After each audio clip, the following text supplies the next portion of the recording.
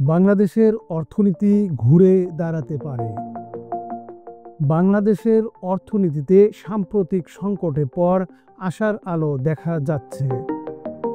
মূল্যস্ফীতি নিয়ন্ত্রণে আসার পাশাপাশি বৈদেশিক মুদ্রার রিজার্ভে কিছুটা স্থিতিশীলতা এসেছে।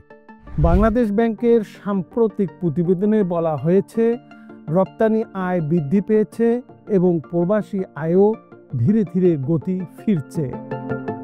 বিশেষজ্ঞরা বলছেন, উৎপাদন খাতে বিনিয়োগ ও রপ্তানি বহুমুখীকরণ হতে পারে দীর্ঘমেয়াদে ঘুরে দাঁড়ানোর চাবিকাঠি। সম্প্রতি ঢাকায় অনুষ্ঠিত Bangladesh business and investment summit 2025 এ আন্তর্জাতিক ও দেশীয় বিনিয়োগকারীদের ব্যাপক সাড়া পাওয়া গেছে। সামিটে মোট 8.7 বিলিয়ন মার্কিন ডলারের বিনিয়োগের প্রস্তাব পেশ করা হয়েছে।